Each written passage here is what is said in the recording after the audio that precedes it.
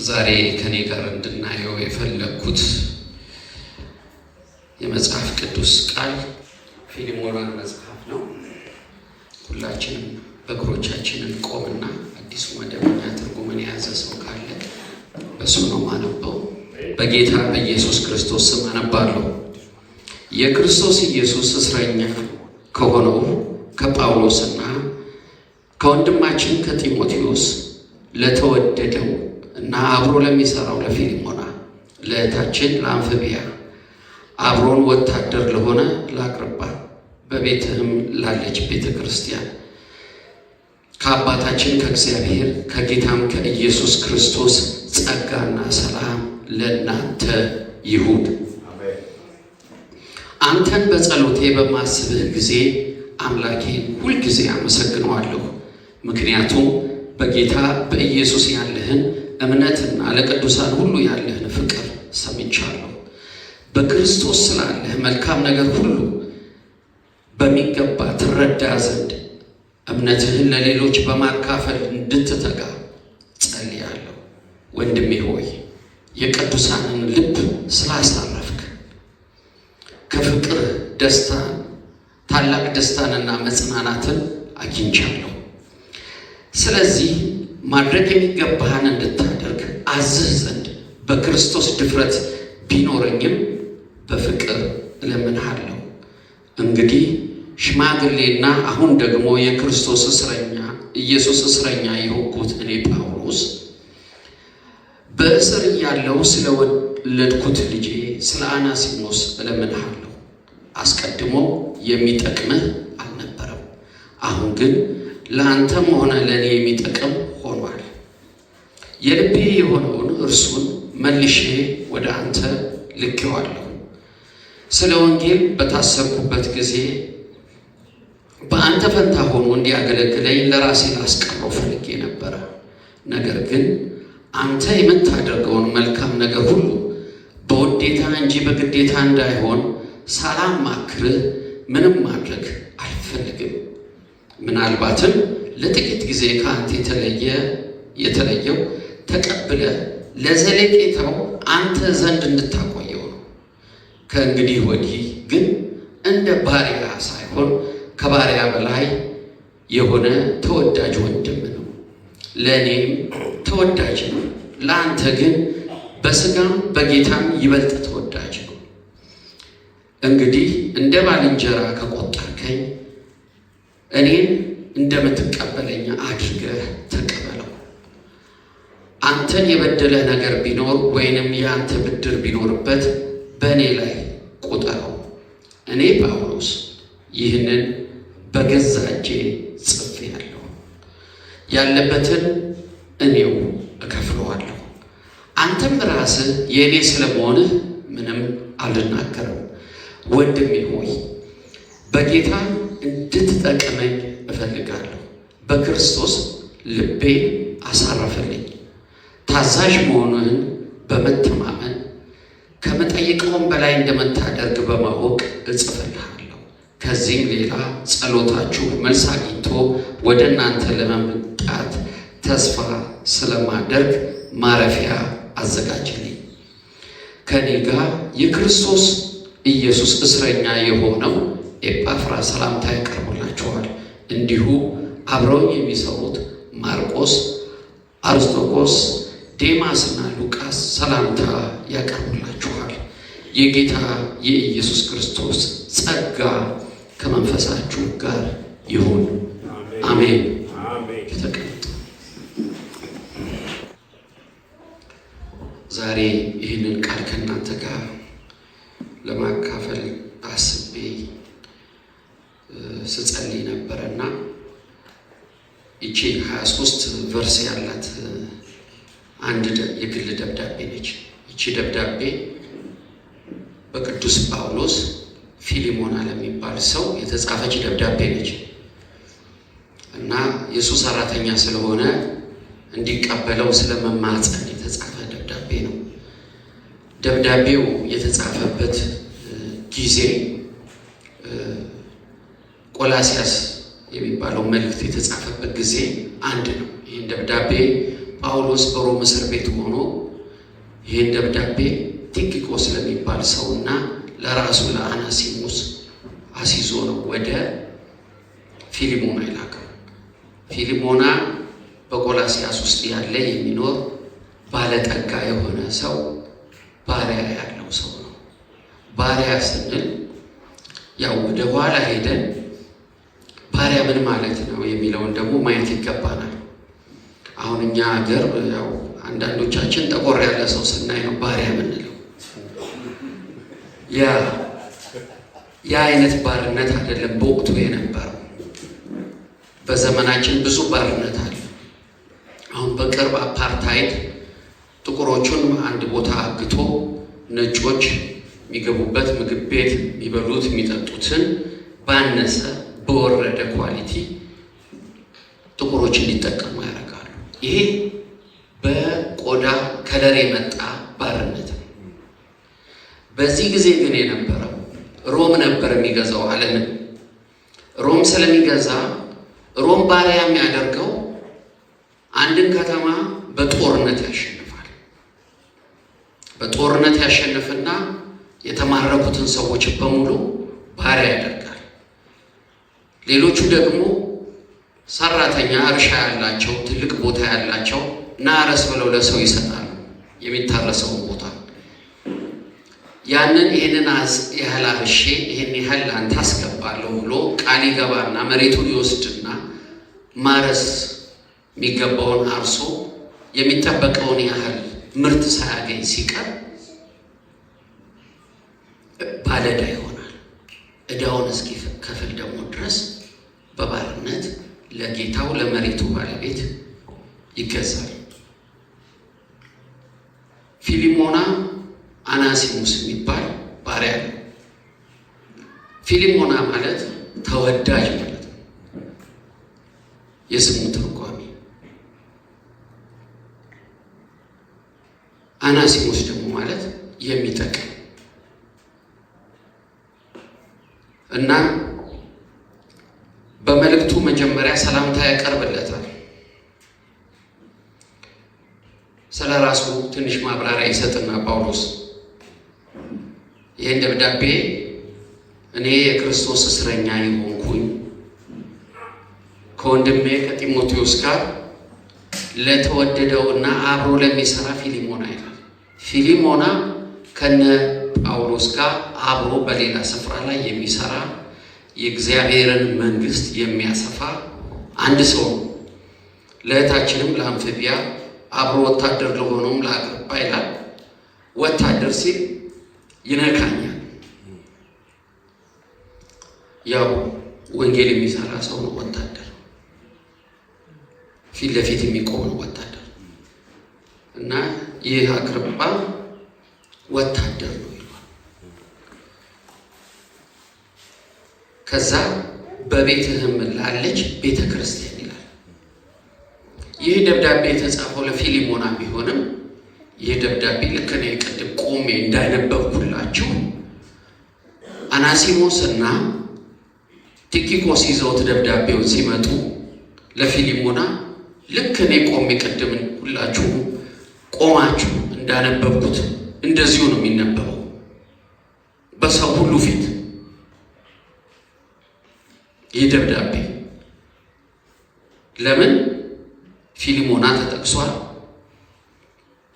እህታችን አንፊቢያ ተጠቅሳለች፣ አቅርጳ ተጠቅሷል፣ በቤትህም ላለች ቤተ ክርስቲያን ተብሎ ደግሞ እዛች አጥቢያ ላይ የሚያመልኩ ሰዎች በሙሉ አድሬስ ተደርገዋል።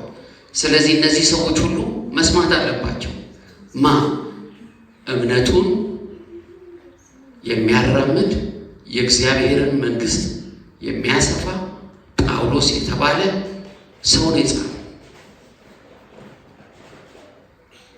ክብር ለኢየሱስ ይሁን።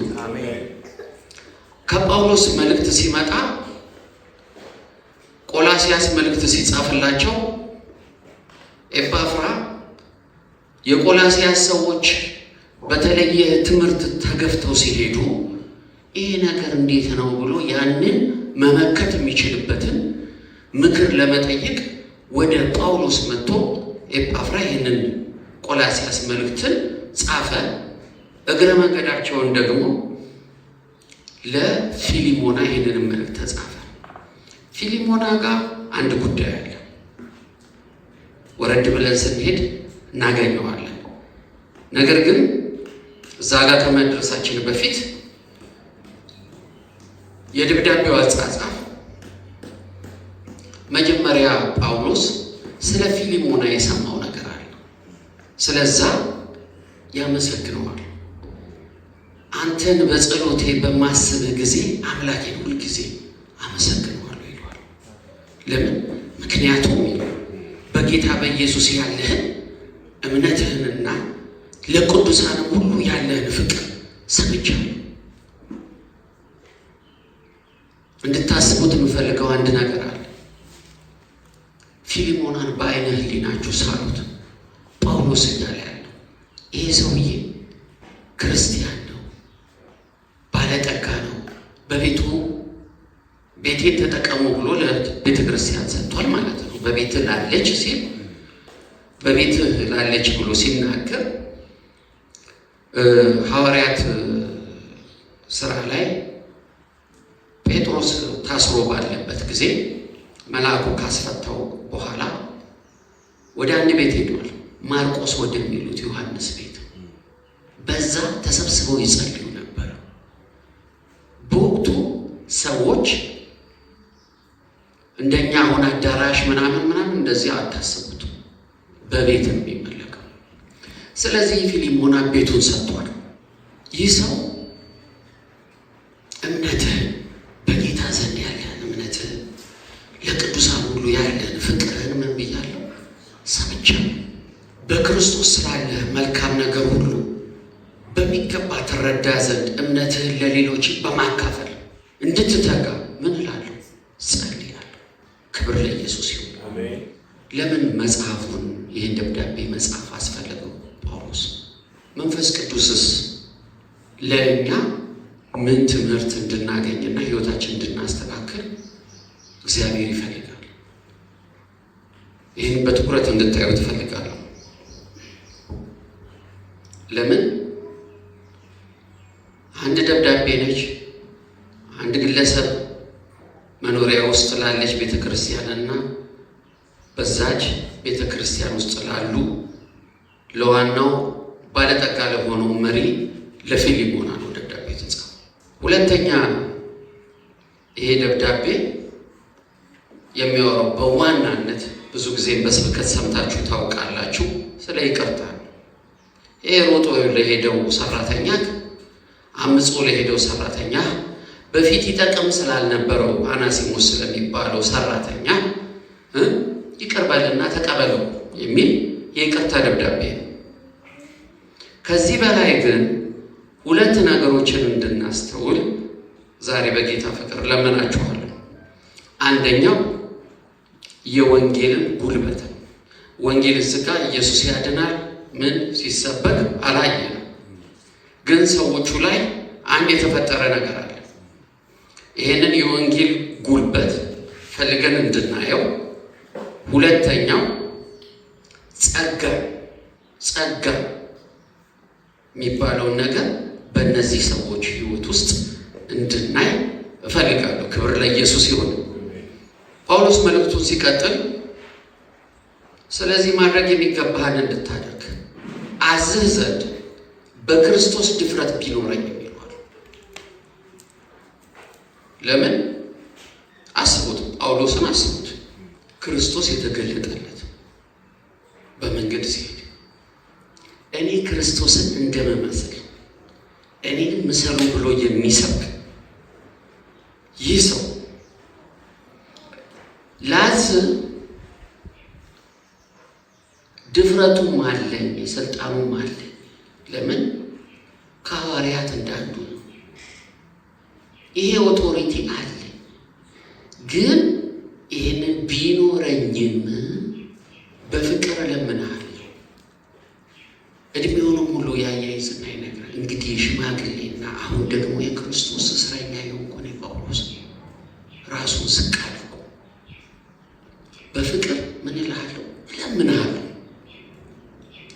እንደው ስንቶቻችን ስልጣን ኖሮን ክርስቲያንም ወይ በመንግስትም ወይ በቢሮም ስልጣን ኖሮ እባክህ ተነሳና እስቲ ይህን ነገር እንደዚህ አድርግ ብለን ስንቶቻችን በትህትና እናዛለን? እንድታዩ ስለምፈልግ ነው።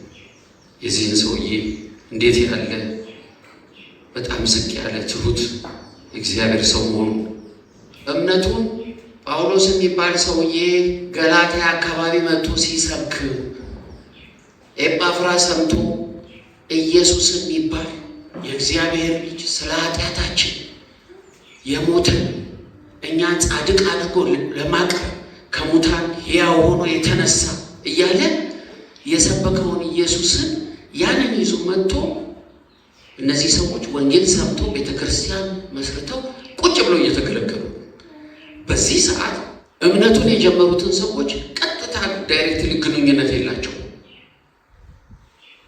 ነገር ግን እምነቱን ይዘው እየቀጠሉ ነው።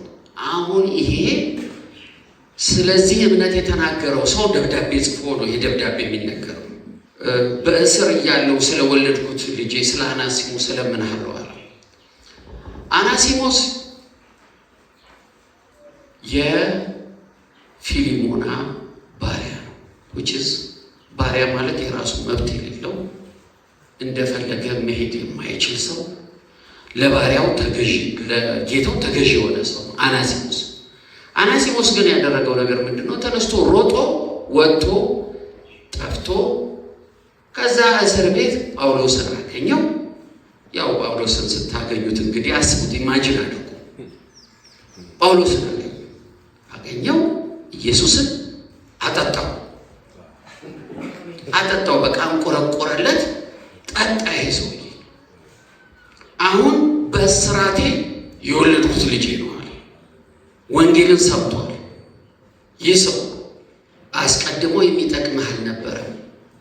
አናሲሞስ ማለት የስሙ ትርጉም ጠቃሚ ነው። ጠቃሚ ብለህ የጠራው ባሪያ የማይጠቅም ነበረ። ምንም ጥቅም የማይሰጥ ነበረ። የሚረባ አልነበረም። ማይረባ ነው። አሁን ግን ምን ይልሃል? ይጠቅማል። ለእኔ የሚጠቅም ሰው ሆኗል። እንግዲህ እንድታዩት የፈለጉት ሰዎች ወንጌል ተሰብከው ኢየሱስ ካልነካቸው የሚጠቅሙ አይሆኑ። ምንም የሚጠቅሙ አይሆኑ። ስለ እውነት ነው ነገራቸው። ይህ ሰው የሚጠቅም የሆነው ጳውሎስን አግኝቶ ኢየሱስ ሲገባበት። ክብር ለኢየሱስ ይሁን። ጳውሎስ እንግዲህ ጳውሎስን ታውቁታላችሁ።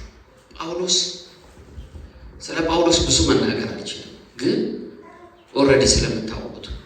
ጳውሎስ ግን ስለዚህ ሰው የሚናገረውን ግን እንድታስተውሉ እፈልጋለሁ። ምን እያለ ነው? የልቤ የሆነውን እርሱ ይሄ ሌባ ወጥቶ ሄደ። አሁን ለምሳሌ እንደዚህ አድርጋችሁ ፒክቸራይዝ አድርጋችሁ ሳል አንድ የቤት ሰራተኛችሁ ተነሳችና መሳቢያችሁን ከፍታ የአንገት ሐብላችሁን ወይ ጆሮ ጌጣችሁን ወይንም ቀለበታችሁን ይዛ ጠፋች። ከዛ ወጣች። አንድ እግዚአብሔር ሰው ወይንም ወንጌላዊ ያገኛት፣ ኢየሱስን ተቀበለች። ወርቁን ሸጣ ተጠቅማበታለች። ስትመለስ የልቤ የምትባል ሴት እንዲህ ብላችሁ የምትቀበሉት ሰርቆ የሄደን ሰው ጳውሎስ ቀይሮ ወንጌል ሰብኮ የልቤ ሰው እንድታስቡት ስለምፈልግ የልቤ የሆነውን እርሱን መልሼ ወደ አንተ ልኬዋለሁ። ስለ ወንጌል በታሰርኩበት ጊዜ ያው እስር ቤት ጳውሎስ ሮም ሲታሰር 1-2 ዓመት ከምናምን የቁም እስረኛ ሆኖ እራሱ ቤት ከዛች ቦታ እንዳይጠፋ ተደርጎ የሮም ወታደሮች እየጠበቁት እስረኛ ሆኗል። በዛን ጊዜ እየዞረ ለሰበካቸው ሁሉ ቤተክርስቲያኖች ደብዳቤ ይጽፋል፣ መልእክት ይለዋወጣል፣ እንግዶች ይመጣሉ። እምነቱ በዛን ጊዜ እነዚህን ሰዎች በሙሉ ያስተናግድ ነበረ። ስለዚህ በሚያስተናግድበት ጊዜ ስለ ወንጌል በታሰርኩበት ጊዜ በአንተ ፋንታ ሆኖ እንዲያገለግለኝ ለራሴ ላስቀሩ ፈልጌ ነበራል። ነገር ግን አንተ የምታደርገው ፊሊሞናን ነው። አንተ የምታደርገው ነገር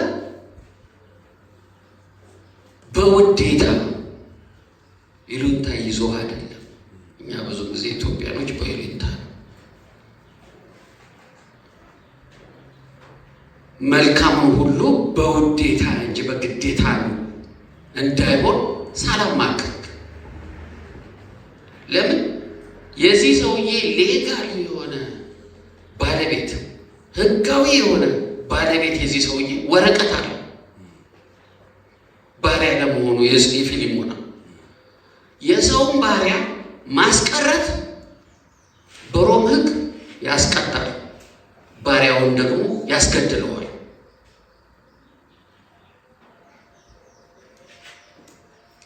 ስለዚህ ሳላማክር ይሄንን አላደርግም ብሎ ምን አደረገው? በፈቃዱ ይሄንን አናሲሞስ የሚባል ሰው መለሰው። ወዴት መለሰው? ወደ ጌታው ሲመልሰው እንደነገርኳቸው ይሄን የቤቱን ሰራተኛ ከእንግዲህ ወዲህ ግን እንደ ባሪያ ሳይሆን ከባሪያ በላይ የሆነ ተወዳጅ ወንድም። አሁን ይሄ ሰውዬ ኢየሱስ ስለ ባሪያ እንኳን ሲናገር ምን አለ? አንድ ሰው ባሪያ ቢኖረው ሰራተኛ ቢኖረው መስክ ላይ ሲደክም ውሎ ሲመጣ ወይ ደክሞሃል ና ቁጭ በል ብላ አይለውም አለ ኢየሱስ ሲናገር። እንደሱ ሳይሆን የሚለው ደግሞ ተነሳና እምበላውን አቅርብልኝ ነው የሚለው። ደክሞት የመጣውን ባሪያው ደግሞ በበላውን አቅርብልኝ ይለውና ጌታውን ካበላ በኋላ ጌታው መጠገቡን ካረጋገጠ በኋላ ነው እሱ የሚበላው። እንደዚህ አይነቱን ሰው ጳውሎስ ምን አለ? ከእንግዲህ ወዲህ ግን እንደ ባሪያ ሳይሆን ተወዳጅ ምን ወንድም። ጳውሎስ ነው እኮ የሚለው። የዚህን ሰውዬ ሰራተኛ በጣም ተወዳጅ ነው አለው። ለአንተ ግን በስጋ ይበልጥ ተወዳጅ ነው። ይህ ሰውዬ ባሪያም ቢሆን ኢየሱስን ሲያገኝ አዲስ ፍጥረት ነው። አዲስ ፍጥረት ስለሆነ የክርስቶስ አካል ነው። የክርስቶስ አካል ከሆነ እንደ ባሪያ ሊያየው አይችልም። ለምን? ሁለት ነገር ይጋጫል። ሰራተኛው ነው፣ አዎ ሊያገለግለው ይችላል። ግን የሚያይበት መልክ በክርስቶስ ወንድሙ ነው።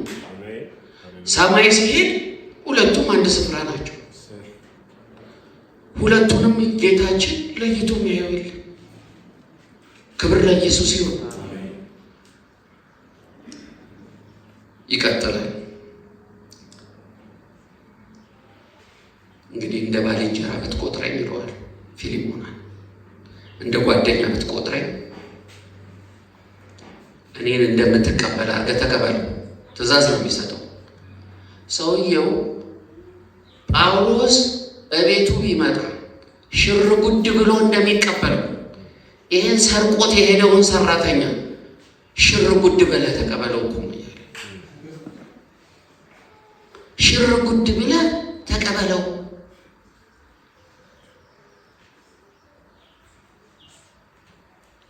እኔ በቤታቸው ሰራተኛ አለ፣ ቢሮአችንም ውስጥ ሰራተኛ አለ። እንዴት ነው የምናየው? ሰራተኞቻችን እንዴት ነው? በጌታ የሆኑትን እንዴት ነው የምናያቸው? እንደኔ አድርገህ ተቀበለው ሲል አሁን ለምሳሌ ፖል ተነስቶ ጳውሎስ እሱ ቤት ቢመጣ ማሰብና መሳል መቻል አለባችሁ። እንዴት ነው ከመጨረሻ ላይ ቅድም ሳነብላችሁ አይታችሁ ከሆነ እንደውም ጸሎታችሁ ተሰምቶ ከጌታ ዘንድ መልስ የሚያገኝ ከሆነ በቅርቡ ስለመፈታ ልጎበኛችሁ ስለመመጣ እቤት አዘጋጅልኝ ብሎታል። ማረፊያ። ይህን ሰውዬ ደግሞ ሲመጣ እንደኔ አድርገህ ተቀበለው። አንደኛ እንድታስበው ፈልገው ይሄ ሰውዬ ምን ያህል ሌባ የነበረ ሰው ወንጌል ገብቶት ቢለወጥ ነው ጳውሎስ እንደኔ አድርገህ ተቀበለው ብሎ ሊል የቻለው። መለወጡ እንዴት ሆኖ ነው? እኛ ጌታን ስናገኝና ስንለወጥ ሰዎች እንደሱ ነው ወይ የሚያዩ? የድሮ ሰው ነው ወይ? ያ ይሳደብ የነበረ፣ ያ ይሰርቅ የነበረ፣ ያ ያምታታ የነበረ ሰው ልክ እንደዛው ነበር ነው? እንደዛ ነው ሰዎች የሚያዩ? ወይስ በእውነት እርሱ ተቀይሯል? እንደውም እንደ ቀልድም ደግሞ ይነሳል። ክፍለ ሀገር ላይ አምሽተው ባይብል ስተዲ ሲሄዱ እዚህ ደቡብ አካባቢ ነው፣ መሳሪያ ምናምን አያጡ እና ጨለማ ላይ አንዱ ማጅራቱ ሊመታው ሽው ይላል። በኢየሱስ ስም አልኩኝ አለ። እንደገና በዚህ ሽዋላ አለ። እንደገና በኢየሱስ ስም አልኩኝ አለ። ሶስተኛ ሲመጣ ትንሽ ሴት የነበረች ጊዜ ታፋ ላይ ወጋ። እሱም ሮጦ አመለጠ፣ እኔም ጌታ አስመለጠኝ አለ። እና እግዚአብሔር ያሳያል። የሰው ታፋ በሴልቲ ወቅቱ ጌታን አስመለጠኝ ብሎ። ወንጌል ግን ምን ይላል? እናንተ ብትጎዱ አይሻልምን ነው የሚለው። እንዲሁ መጎዳት እንኳ ካለባችሁ እናንተ ብትጎዱ አይሻልምን? ሰውን ከምንጎዳ ማለት ነው። ለምን? ብድራታችንን የሚሰጠን ጌታ ነው። ከሰው የምንቀበለው ነገር የለም። ከሰው እጅ የምንቀበለው ምንም ነገር የለም። ብድራታችንን በሙሉ የሚሰጠን እርሱ ነው። ይህ ሰው መለወጡን አንድ ስፍራ ላይ እንድናይ እወዳለሁ። ቆላስይስ ምዕራፍ 4 ከቁጥር 7 ጀምሮ አነባለሁ። የቆላስይስ ቲኪቆስ ስላለሁበት ሁኔታ በሙሉ ይነግራቸዋል ይላቸዋል። ጳውሎስ የሚጽፍላቸው ለቆላስይስ ሰዎች ቲኪቆስ የሚባለው ስላለሁበት ሁኔታ በሙሉ ይነግራቸዋል። እርሱ የተወደደ ወንድምና ታማኝ አገልጋይ በጌታም አብሮ ባሪያ ነው። የጌታን ስራ ባሪያ የራሱ ፈቃድ የለም። ወዶ ለጌታ እኔ ፈቃድ የለኝም፣ ፈቃዴን በሙሉ ለአንተ ሰጥቻለሁ፣ አንተ ግዛኝ ማለት ነው። ቤቶቻችንም ሰራተኞች ያልሆኑ ሰራተኛ ሲመጣ ፈቅደው ነው ሊሰሩ ቤታችን የመጡት። ውላለን ጠዋት 12 ሰዓት ተኩል ልትነሳ፣ እኔ 4 ሰዓትን ብነሳ 3 ሰዓትን ብነሳ ማለት ነው። እሷ 12 ሰዓት እንድትነሳ ማታ ማምሽታ እንድትተኛ 3 ሰዓት 4 ሰዓት ለምን እቃ አጥባ ጨርሳ፣ እኔስ በዚህ ውል ነው የገባነው። ፈቅዳ ልትሰራ ማለት ነው። ልክ እንደዚሁ እኛም ደግሞ እግዚአብሔርን ስራ ለመስራት ባሮች ፈቅደን፣ ክብር ለኢየሱስ ይሁን። ቁጥር 8 ላይ ስላለንበት ሁኔታ እንድታውቁና ልባችሁም እንዲጽናና ለዚህ ጉዳይ ወደ እናንተ እልከዋለሁ። እርሱ ከእናንተ ወገን የሆነው ወገንነቱ ወይንም ከእናንተ ከተማ ለማለት ነው የሆነው። ከስሙ በፊት ያለውን ነገር እንድታዩልኝ ይፈልጋለሁ። ከዚህ ሰውዬ ስም በፊት ታማኙንና ተወዳጁ ወንድማችን ከአናሲሞስ ጋር ወደ እናንተ ይመጣል። ይህ ሌባ የነበረ ጌታውን ሰርቆ የሄደ ሰው አሁን ስሙ ከመናገሩ በፊት ታማኝ፣ ተወዳጅ፣ አቤት ወንጌል እንዴት እንደሚቀየር ታማኝ፣ በዛው ቀድሞ ሌባ ነበር። ቀድሞ አምታች ነበር፣ ቀድሞ የማይጠቅም ነበር። ዛሬስ ታማኝ ተወዳጅ። እዚህ ላይ እንድታየው የምፈልገው አንደኛ ወንጌል፣ ሁለተኛ ጸጋ። እኔ ልቤ በቃ ስለዚህ ሰው ሳስብ ጌታ ሆይ በእውነት መንካትን ነካል። በእውነት እያንዳንዳችንን ጌታ ይንካል፣ ይቀይረን። ሰው እንደ በፊቱ አይወቅም። በእውነት ኢየሱስን ተስሎ እንዳየ ነው። ኢየሱስን ምን መስል ጠረናችን ኢየሱስን፣ አካሄዳችን ኢየሱስን። ሰው እንኳ ሲያየ እሱ የእግዚአብሔር ሰው እንዲህ አያደርግ፣ አይናገር፣ አንታታ አራራራ ፍጹም እንዲህ እሱ እንዳይነሰልስ በስማ ድሮ አሁን ጴንጤ ተፈልጎ እኮ ነው አካውንታንት የሚቀጠር ገንዘብ ያሽ ለምን አይለካም? ቅድስና እኮ ስለሌለ ነው። ኢየሱስን የሚመስል ስለሌለ ነው። ታማኝ የሆነ ሰው ስለሌለ ነው። ወንጌል ሌባንን ቀይሮ የለ እንዴ? ይሄ ሰውዬ እኮ ሌባ ሰርቆ አምልጦ ስለነበረ ነው። ጳውሎስ ጋር ሲሄድ ዕዳ ቢኖርበት ወይንም ከአንተ የወሰደው ካለ እኔ ጳውሎስ ስለተቀየረ እኮ ነው ጳውሎስ እንደዚህ የሚጽፈው። ሰውየው በደንብ ተቀይሮ ነው። ድብን ብሎ በዚህ ነበረ ሄደው በስርቆት መንገድ ወደዚህ ሄደው ተመልሷል።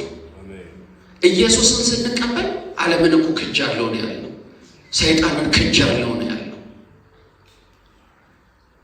ከዚህ በኋላ ዓለም በሚሄድበት መንገድ ላንሄድ፣ ላናምታታ፣ ላንሰርቅ፣ ላንዘሙት።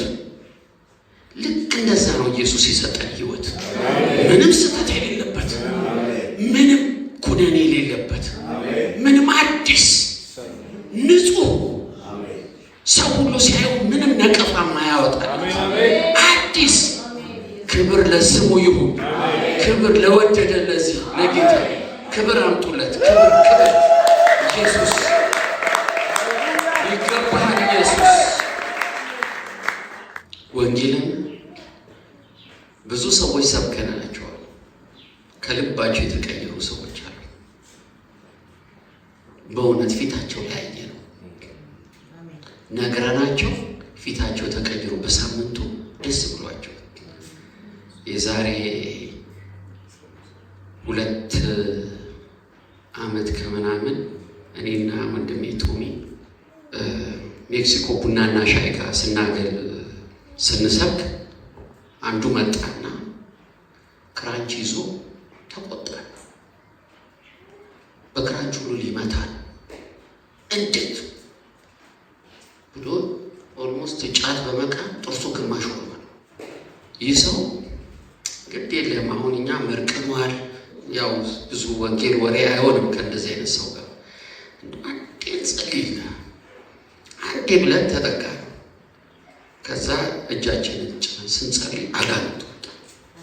አደባባይ ላይ ተቀየረ፣ አለቀሰ። ሲያለቅስ እዛ ሰው ሁሉ አንድ ድሃ ጠርተው ፊልም እየሰሩ ነው አሉ። ይህ ሰው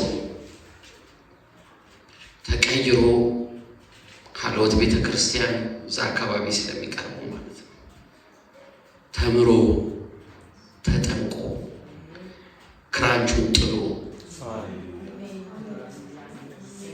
በቃ ወደ ሀገሬ እገባለሁ መቶ ነው ሀገሬ። ተንከራተትኩ፣ ሰይጣን አንከራተተኝ። አዲስ አበባ ቆሻሻ ለቆሻሻ እየለቀኩ ምን እያልኩ እኔ እኮ ጥሩ ቤተሰቦች አሉ ብሎ ተመለሰ። ክብር ለኢየሱስ ይሁን። ወንጌል ይቀየራል።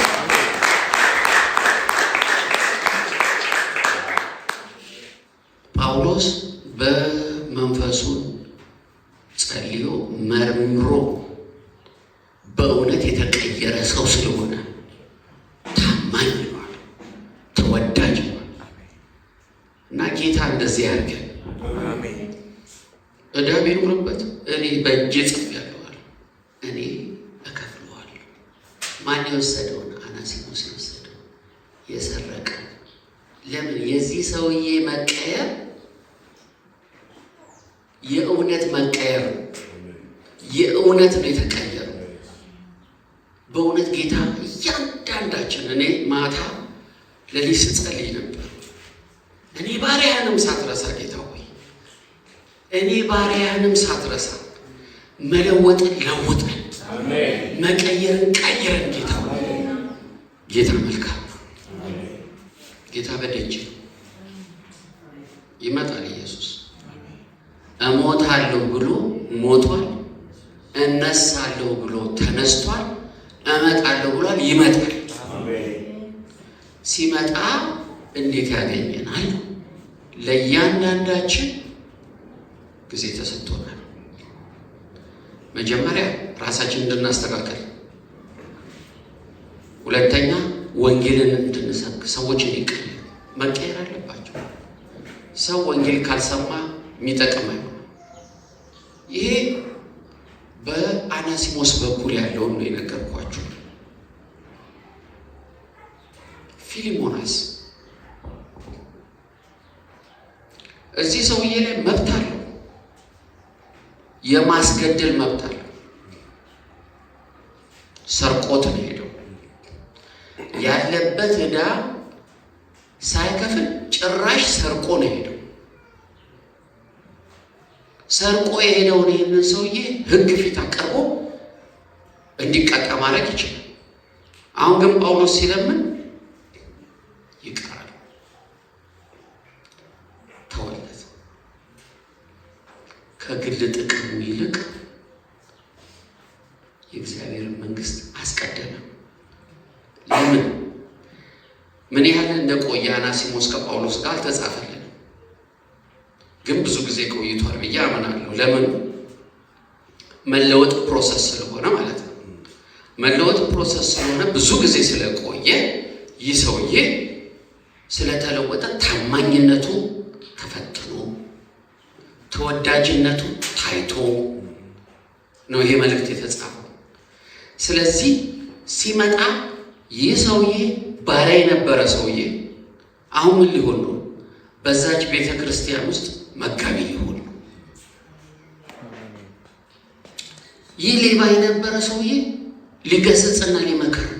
የተወደደ ወንድማችን አናሲሞስ ተቀበል። በፊት እኮ ሰርቀው እንደሄደ ሁሉ የሚያውቁ ሰዎች እኮ ውስጥ ይኖራሉ። እነሱ ባሉበት የሰውዬ ወጥቶ ታማኝና ተወዳጅ ተብሎ የሚያስተዋውቀው ዋናው የቤቱ ባለቤት ፊሊሞና። አናሲሞስን ታውቁታላችሁ አይደል? ተወዳጅ ወንድም። ታሪክን ስታነቡ መጨረሻ ድረስ በፊሊሞና ቤት ያለውን ቸርች ይመራ የነበረው አናሲሞስ ነው። ይህን ደብዳቤ እንደተባለው ተቀብሎ ፊሊሞና እድል ሰጥቶት፣ ይህም ሲቀበለው በጸጋ ነው የተቀበለው። ክብር ለኢየሱስ ይሆናል። ፖል ሲጽፍለት ልቤን አሳርፍልኛል፣ እንደኔ አድርገህ ተቀበለው ሲለው ያንን ሌባ ያንን የማይጠቅም ሰው የነበረው እንደ ራሱ አድርጎ ተቀብለው ቤት ውስጥ ላለው ቤተክርስቲያን ፓስተር ነው የሆነው። ኢቨን ፊሊሞናን ራሱ ይመክራል፣ ይገስጻል ማለት ነው። ተቀይሮ የመጣን ሰው መቀየሩን አምነን እንቀበላለን ወይ? አንደኛ እግዚአብሔርን ስናምነዋለን ወይ? ቃሉ ይቀይራል ብለን እኔ ሌባውን የቀየረ እኔ አምታቹን የቀየረ ሌላኛውን ሰው ይቀይራል ብለን እናምናለን ወይ? ጥያቄ። መልሱን ለራሳቸው አድርጉ። ጌታ ይቀይራል። መቀየሩን አይተናል፣ እኛም ተቀየረን። ዛሬ እኮ እኛ ተቀይረናል። እኔ አሁን የዛሬ 30 ዓመት ምናምን ብታዩኝ እንደዚህ አይነት ሰው አይደለሁም። እኔን የቀየረ ጌታ ሌላውን አይቀይርም ብዬ ማመን የለብኝም። ይቀይራል ኢየሱስ። ሌላው በጌታ ልብን የምናሳርፍ ሰዎችስ የሆነ ነገር ተፈልጎልኝ እኔ ያደርገዋለሁ በፈቃደኝነት ምንል ሰዎች ነን ወይ? ይህም መልእክት አንብባችሁ ፊሊሞና እንደዚህ አድርጓል እኛስ ምን እናድርግ እንድትሉ ነው። ፊሊሞናና አናሲሞስ እንደዚህ ተቀይረዋል። እኛስ ምን እናድርግ? አንደኛ ወንጌል እንድትሰሩ ሌላ ሰው እንዲቀየር። መናጢ ነው ብላችሁ የምታውቁት ሰው ካለ ይዛችሁት አምጡት፣ ጌታ ይቀይረው። የማይጠቅም ከነበር የሚጠቅም ስለሚሆን ለምን ለእግዚአብሔርም መንግስት ይጠቅማል፣ ለእኛም ይጠቅመናል። ማጅራም መቼ የነበረ እኮ እፎይ ነው የምንለው። ሌባ ተነበረ እፎይ ነው የምንለው። ሁሌ እየጠጣ እየሰከረ እዚህ ኮንዶሚኒየም ለሚያስቸግር ሰው ካለ ይቀየራል። በጊዜ ገብቶ እንዴት ናችሁ ሰላም ናችሁ ይላል። ሌሊት እየጮኸ የሚገባና ሰው ሁሉ እንቅልፍ የሚነሳው ሰውዬ አሁን ትሁት ሆኖ እንዴት ናችሁ ይላል። ለምን? ወንጌል ይቀይራል። ወንጌል ጉልበት አለው። ወንጌል ያሸንፋል። ክብር ለኢየሱስ ይሁን። ስለዚህ ይህ ወንጌል የሚሰራ ወንጌል ስለሆነ አደራላችኋለሁ፣ ወንጌል ስበኩ። ኢየሱስ ሊመጣ በደጅ ነው። መከሩ ብዙ ነው። የእግዚአብሔር ቤት ሰፊ ነው። ጥሯቸው። እናንተ መናገር ነው የሚጠበቅባችሁ። የሚለውጠው መንፈስ ቅዱስ ነው። መንፈስ ቅዱስ ይቀይሯል። ይሄ ሰውዬ እንዴት እንደተቀየረ እኮ ምንም ነገር የለም፣ እግዚአብሔር ነው የቀየረው። የመልእክት መጨረሻ የተሰጣችሁን ጸጋ ችላ አትበሉት። ጌታ ይረዳናል። እንጸልይ።